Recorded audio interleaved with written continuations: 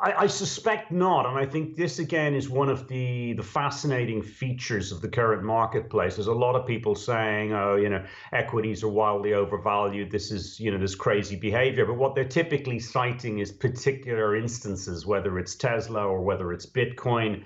Whereas I think you can also find areas of global stock markets that are very reasonably priced. So I don't see why and anything out there in financial markets that's going to bring everything down. I see lots of pockets of euphoria.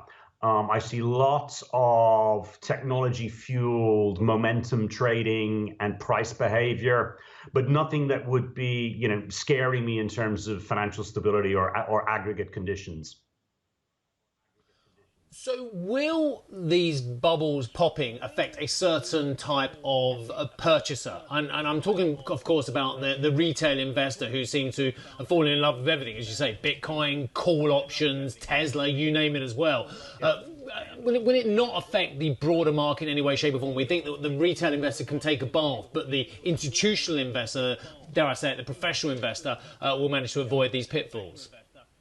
Well, I think if you've made money in those assets at this point, I think you would be well advised to reconsider very considerably here. So if you just think of it in terms of odds, I think your odds have dramatically deteriorated in all of those that you've just described, those assets that have done extraordinarily well. And it's important to be aware of what's actually going on. This is not really about the fundamentals of Bitcoin or the fundamentals of Tesla.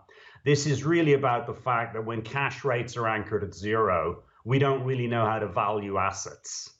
And because we don't know how to value assets, you can justify whatever you want.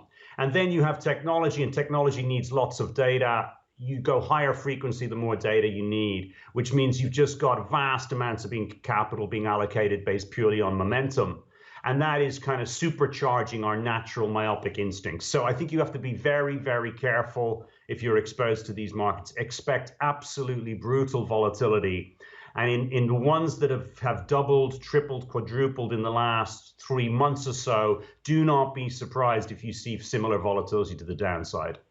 Eric, is it your expectation that ultimately we'll see moderate gains made in major indices across the course of the year here? A lot of action, but maybe not a lot to show for it by the end of the year as money finds its way back into the real economy rather than financial assets.